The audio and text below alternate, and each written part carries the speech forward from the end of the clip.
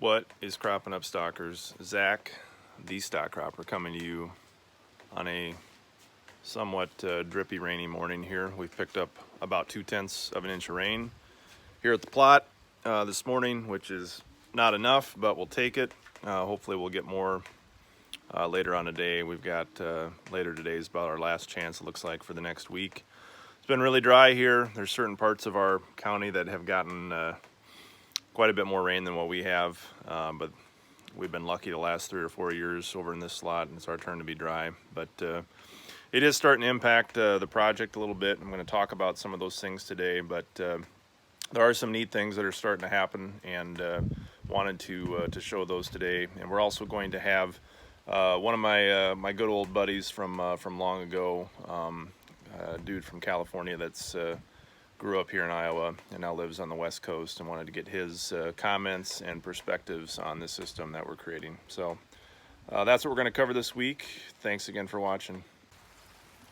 So I talked about how we're dry, and you can see evidence of this in the cropper plot, especially on the rows of corn that are facing to the sun in the afternoon. So we've got this firing that's starting to show here. It almost looks it's got nitrogen symptomologies, but we've got the same amount of nitrogen as we do over there as what we have over here, and we have no firing on the east side of the row. So my guess is that this dryness is there's just no soil moisture to move any of the nitrogen that we do have into the plants. But so that's one thing we're starting to see.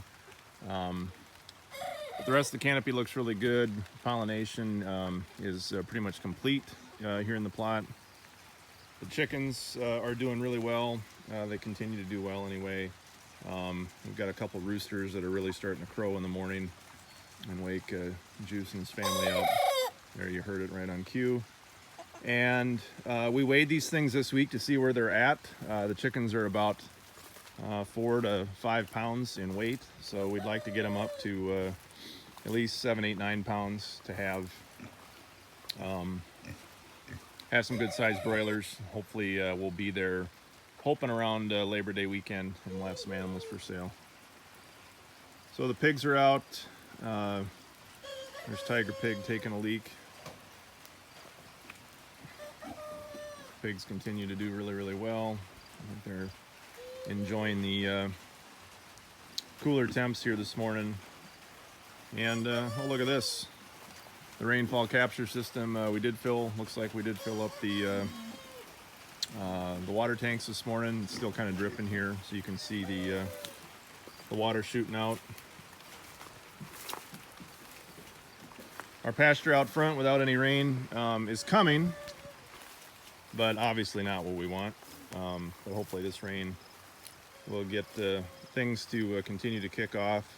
But we made the decision that we're just going to move through anyway to get the animal manure put down, and we're just supplementing. So we've started throwing the sheep some and the goats some hay, and have them foraging through that inside the barn here this morning.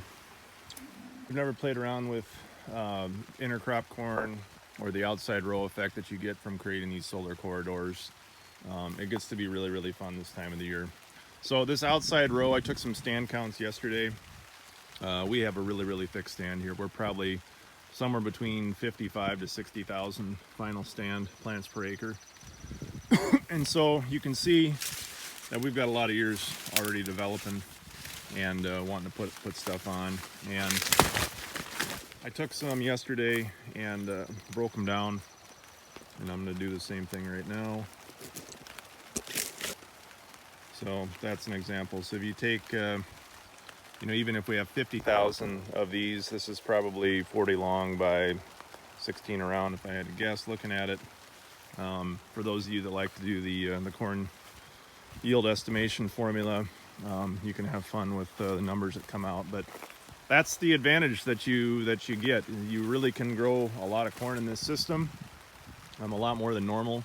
Normally this plot where we have this here is usually between 230 to 250 bushel corn, and I'm going to be disappointed if we're not close to 300 on this segment with giving the outside row additional light. But so far so good.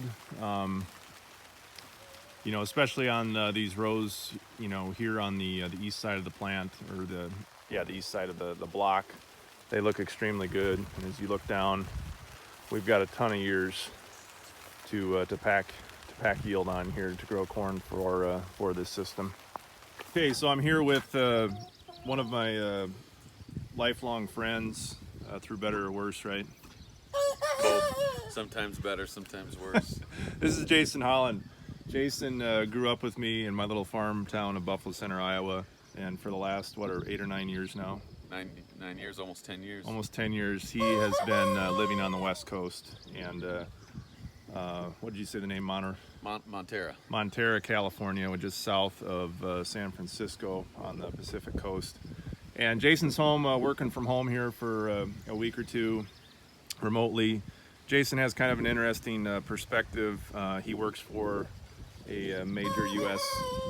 tech company with a significant leadership role, and so Jason is got some interesting background. The fact that he's from here, but exists in a world that isn't Iowa, specifically in the West Coast. So I wanted to have him come out and make some comments about what he sees. He's been following the system. I wanted to have him make comments on what he likes about it, what he thinks, how he thinks maybe his friends and neighbors in California, what's important to them from a food production system standpoint, and how this maybe fits. In California, you know, the people are generally interested in the production of their food. You know, people that small farmers that have grazing cattle and sell at the local farmers market or sell to the local grocery store.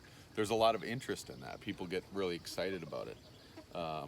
And people, you know, they are excited about knowing and meeting the farmers that are raising their food. And I think more interest in their food and the production of their food is something that should be important to Americans. I think an interesting parallel is if you look at the beer industry over, you know, after Prohibition, there were just a few major players that existed, and now small breweries are flourishing, and people use them as their hangout spots, their sources of regional pride. I mean, why wouldn't food production be the same way? So from a technology standpoint, you know, there's a lot of stuff that we need to integrate if we're going to make this scalable, and I've talked to you about that with, you know, putting solar power and an electric advancement, and, you know, I'd like to be able to advance it using my iPhone, and, you know, somebody that understands that space a little bit, you know, can you comment on, you know, how attainable is that, or do you think that's something that we can pull off? I think all the technology exists to enable that, and I don't think it'll be hard for you to figure that out. It just put the right minds to it and give them enough time and resources, and those problems will be solved. So cool. Well, thanks, dude, for coming out and visiting and sharing some candid thoughts, and appreciate your support of the project, and look forward to seeing what happens and getting your perspective as we go ahead. Cluster Cluck 5000. You know it.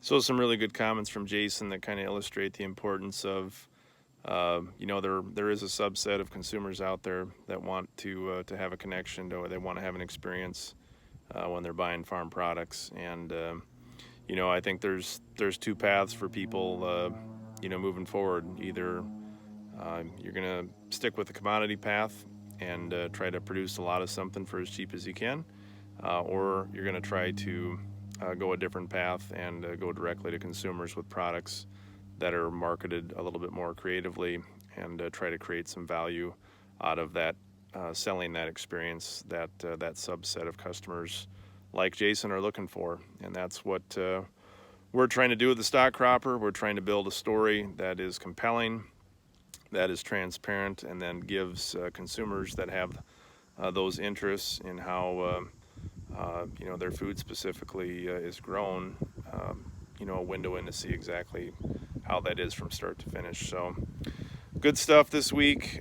We missed out on the rain this afternoon. We're gonna have to try to survive, it looks like, for another week to 10 days on 0.2 of an inch. So the drought likely continues for us here. But that's farming. We'll keep soldiering on, and we'll be back next week with another episode of the Stock Cropper. See you then.